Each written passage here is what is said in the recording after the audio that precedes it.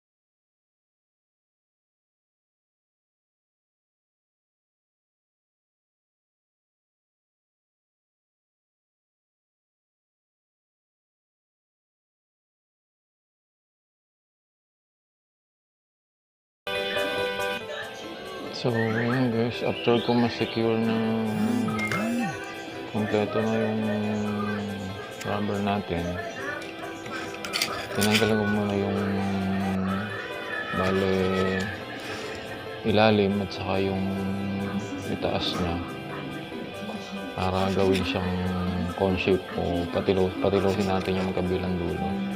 Yan kasi magiging dulo ng magkabilang side. So,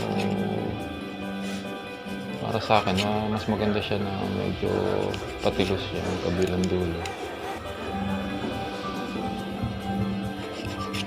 Kailangan nga lang talagang mas maganda, mas matalas yung ating ginagamit na cutter. Para mas makortehan natin siya ng ayos. Kagaya nito.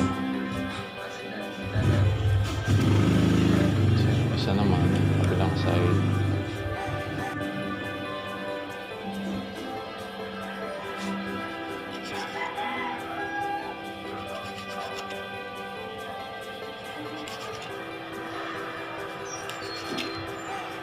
Ano siya, medyo mapurol nga lang yung cutter natin ginagamit. Tagal-tagal ko na rin ginagamit yun.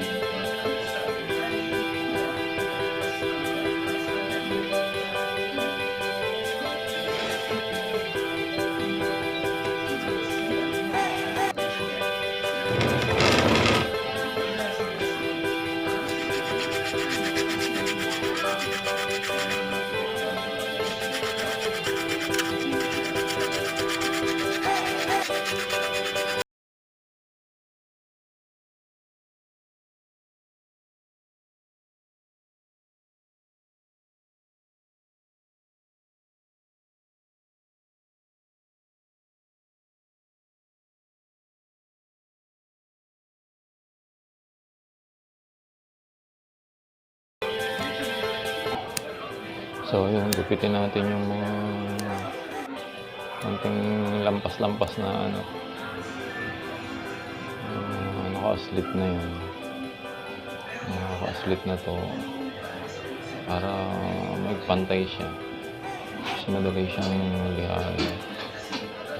Hindi kasi maiwasan nyo kasi hindi natin mapa-perfect ng bilog. Although cutter lang talaga gamit natin. Manually pa.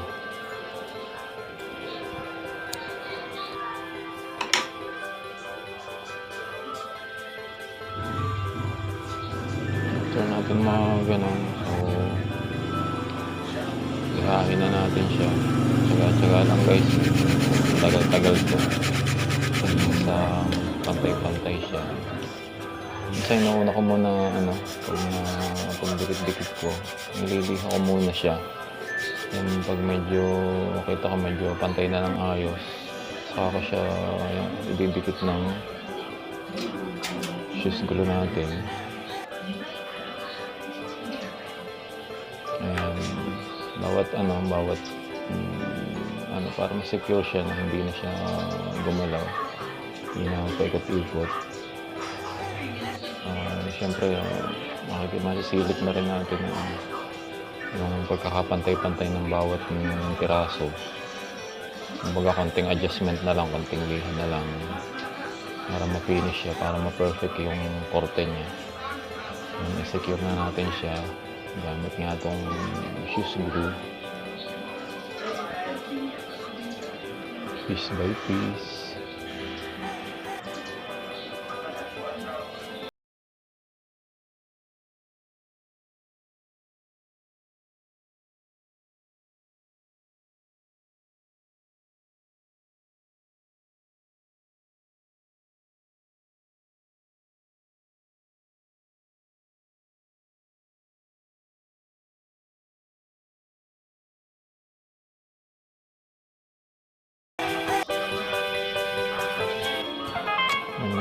after natin masecure lahat. Ito na siya. And tuloy lang natin yung liha natin hanggang sa na-perfect na yung kanyang korte. Ayan siya. Konti na lang. So, ayun guys. After natin maliha, siguro nasa kalahating oras tayo nagliha. Ito, ganito siya. Medyo magaspang na lihang ginamit ko. Ito na siya. So, ngayon gagawa naman tayo ng ring using this. Gagawa naman tayo ng ring para ikabitan siya ng snap and swivel. Gagawa tayo ng ring niya. Ito natin kakabit sa dulo.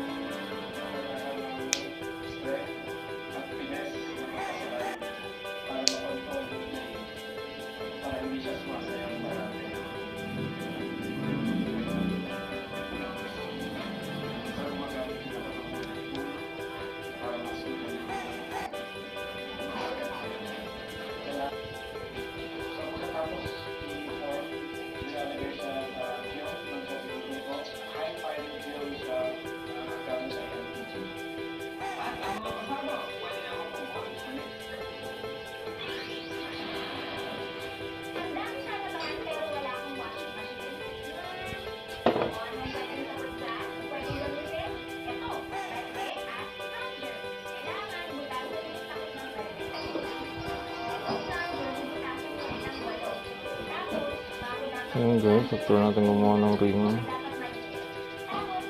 hindi ako ganun tagaling gumawa. Lagay natin siya rito.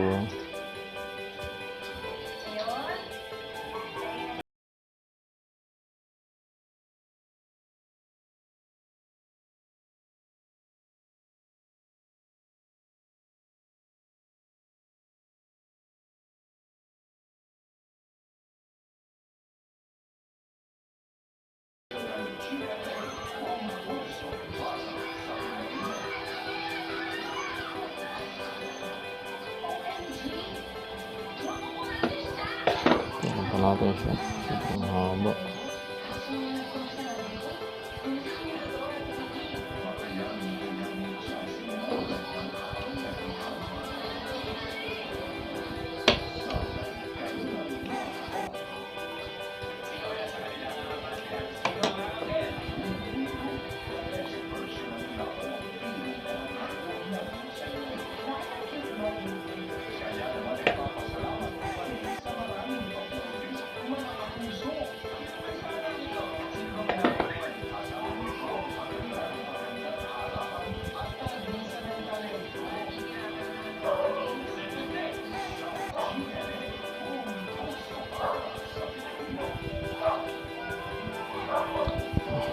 Natin may lagay yung ring.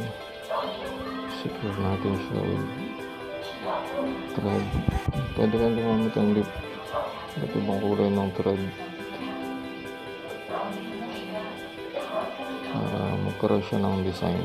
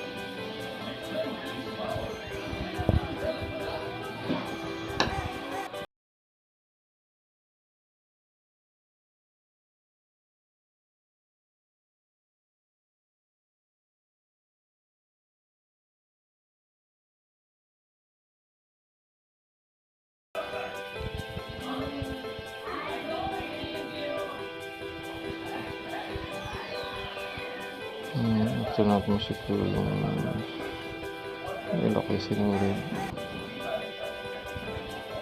Ito rin natin yung dulo.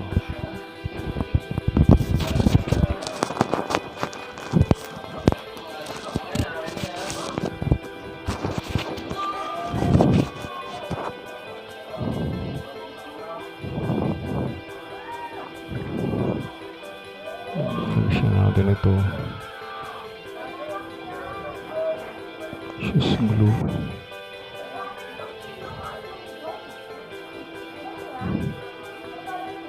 Natin siyang gamitan ng shoes glue or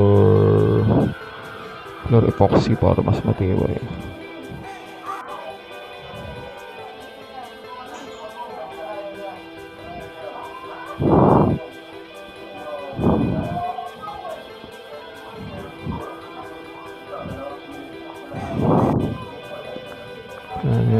Ilang apply para kuminis siya pantay.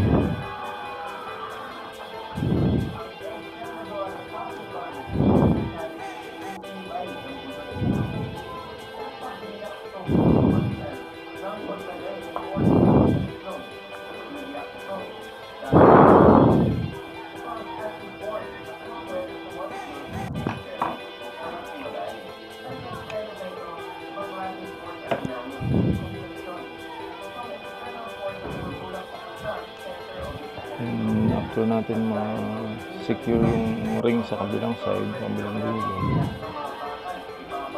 lagyan naman natin ng konting design tong upper side niya. Ito ang pinaka magiging pang itaas niya. tulan lang natin konti kasi masyadong mahaba. Ayon sa gusto mo niya, kung gusto mo mahaba, pwede naman. Last design nalagay ko sa kanya is kulay dilaw na pellet gun. Mas visible siya kahit medyo malayo. Then i-secure lang natin siya ng shoes glue. Lagyan lang natin siya ng shoes glue sa dulo pa bilang ang dikit niya. Ayan, ganun. Tapos nalagyan natin siya ng shoes glue.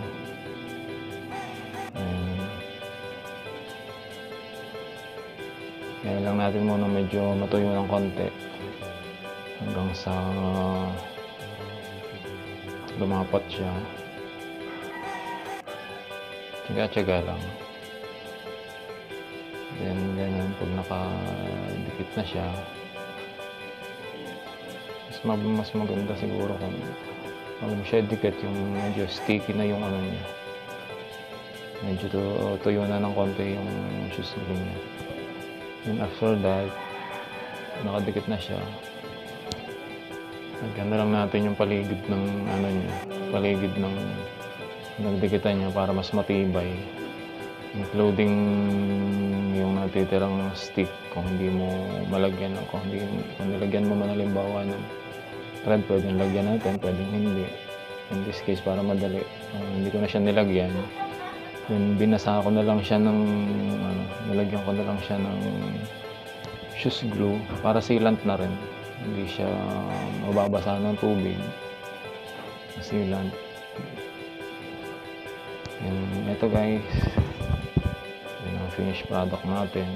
Actually, ang kaya niyang dalhin is 10 grams. 10 grams sinker para dito sa hanggang 15 grams. Kasi medyo malaki yung nagawa natin. Sa kalkulasyon na lang na nyo yun kung gaano kabigat yung kaya niya. Pwede natin testingin yan. Ako, ginagawa kong testingan yun is yung natimba ng tubig. Ako tinetesting kung bugbog ba siya o nakalutang siya.